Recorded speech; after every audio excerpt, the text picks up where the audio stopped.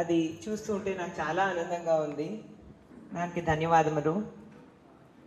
ఇంటిని ఇప్పుడు దిద్దాలంటే అది కేవలం ఒక మహిళే చేయగలదు, అవునా కాదా?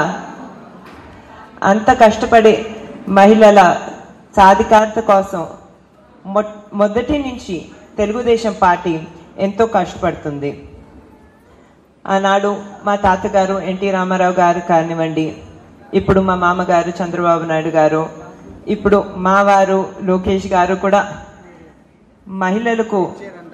మహిళల్ని ఒక మహాశక్తిగా తీర్చిదిద్దడానికి ఎంతో కష్టపడుతున్నారు. అది చూస్తూ ఉంటే నాకు చాలా గర్వంగా ఉంది. నారా లోకేష్ గారి ఆశయాలు మన మంగళగిరి మహిళలకు ఎంతో ఉన్నతమైనటువంటివి. ఇక్కడికి వచ్చి మన స్త్రీ శక్తి ప్రోగ్రాం అనే సక్సెస్ చూసిన తర్వాత నేను బాగా ఇన్స్పైర్ అయ్యాను. నేను కూడా ఈ ప్రోగ్రాంలో ఒక భాగం అయ్యి ఈ ప్రోగ్రాంని ఇంకొక స్థాయికి కేవలం మంగళగిరిలోనే కాదు వేరే నియోజకవర్గాల్లో తీసుకెళ్లాలనే ఒక బలమైన ఆశయం నాకు కలిగింది. దీనికి మీ అందరికీ కంగ్రాచులేషన్స్. ఎవరైతే ఇంత సక్సెస్ఫుల్గా ఈ ప్రోగ్రాంని వినియోగించుకున్నారో మీ అందరికీ చాలా పెద్ద కృతజ్ఞతలు.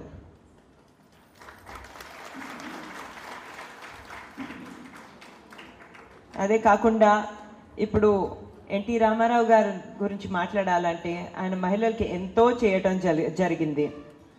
భారతదేశంలో మొట్టమొదటిసారి మహిళలకు ఆస్తుల్లో సమాన భాగం కల్పించింది ఎన్టీ రామారావు గారే.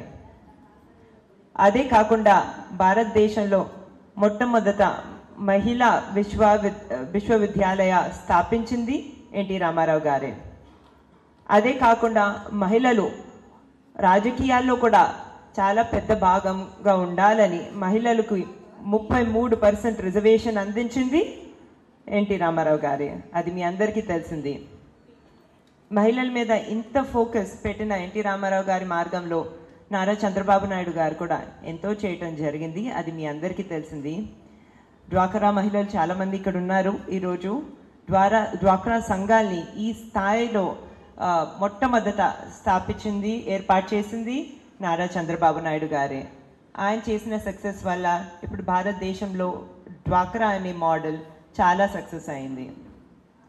అదే కాకుండా ఎన్నో లక్షలాది మంది మీద పాజిటివ్ సక్సెస్ ఇంపాక్ట్ అయ్యేలాగా దీపం పథకం ద్వారా కూడా ఫ్రీ గ్యాస్ కనెక్షన్ అందించింది నారా చంద్రబాబు నాయుడు గారే.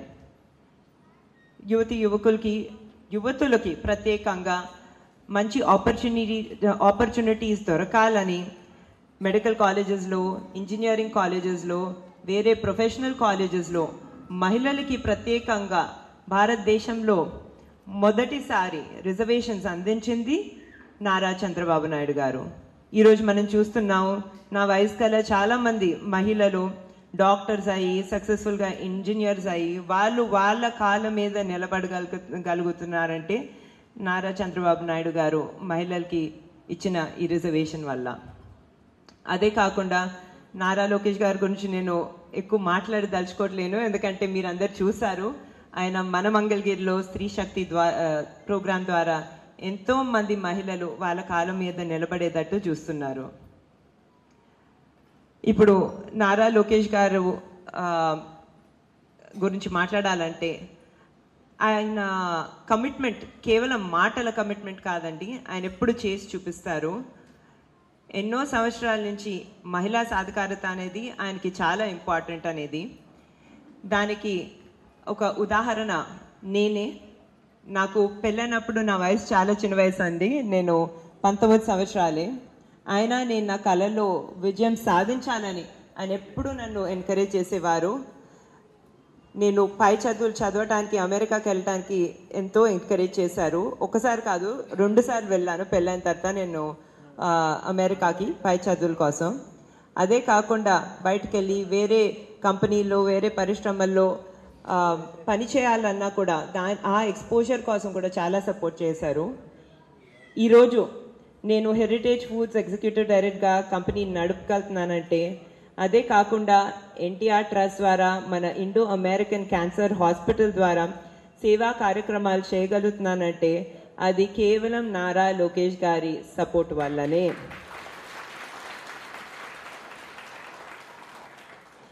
ఆయన విజన్ ఏంటంటే ఎటువంటి సపోర్ట్ నాకు అందించారో అటువంటి సపోర్ట్ మంగళగిరిలో ఉన్న మహిళలందరికీ ఆయన అమ్మలు కానివ్వండి, లేకపోతే అవ్వలు కానివ్వండి, అక్క చెల్లెలు కానివ్వండి, వాళ్ళందరికీ అందించాలనేది ఆయన విజన్, ఆయన హార్డ్ వర్క్ అంతా.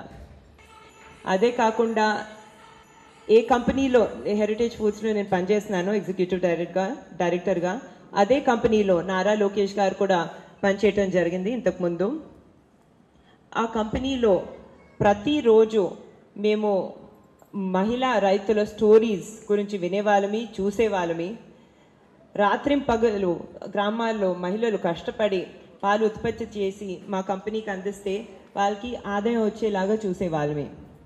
ఆదాయంతో పాటు వాళ్ళకి కేవలం డబ్బులే కాదు, కానీ వాళ్ళ గ్రామంలో, వాళ్ళ సొసైటీలో, వాళ్ళ కమ్యూనిటీలో వాళ్ళ విలువ కూడా చాలా పెరిగేది. ఇది చూసి మాకు ఎంతో సాటిస్ఫాక్షన్ కలిగింది. మేము కూడా ముందు ఏం చేసినా కూడా మహిళల మీద ఒక పాజిటివ్ ఇంపాక్ట్ ఉండాలి, మహిళలకి ఒక ఆదాయం వచ్చేలా చూడాలి అని అప్పుడే మేము డిసైడ్ అయిపోయాము. ఏ సాటిస్ఫాక్షను ఏదైతే అప్పుడు వచ్చేదో దానికన్నా మించి ఎక్కువ సాటిస్ఫాక్షన్ స్త్రీ శక్తి ప్రోగ్రామ్ సక్సెస్ ద్వారా మాకు కలుగుతుంది. నాకు చాలా ఆనందంగా ఉంది.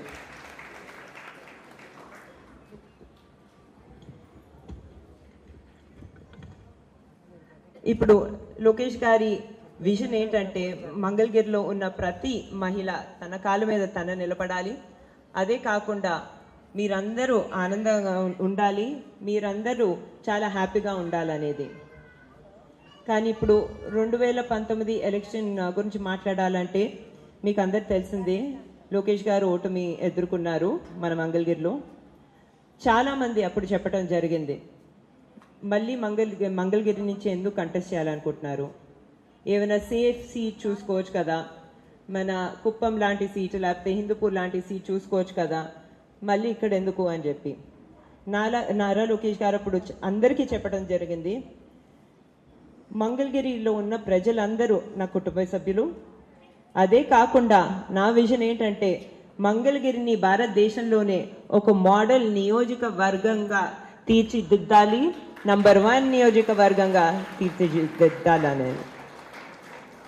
మీరు చూస్తున్నారు అప్పటి నుంచి ఇప్పుడు దాకా గత 5 సంవత్సరాలుగా ఆయన ప్రతిరోజు మంగళగిరిలో చాలా కష్టపడుతున్నారు, చాలా కమిటెడ్గా సేవా కార్యక్రమాలు చేస్తున్నారు. ఎటువంటి గవర్నమెంట్ సపోర్ట్ లేకపోయినా ఆయన మంచి ఐడియాస్ కోసం ఆయన 29 ప్రోగ్రామ్స్, సంక్షేమ ప్రోగ్రామ్స్, పథకాలు ఇక్కడ నడపడం జరుగుతుంది.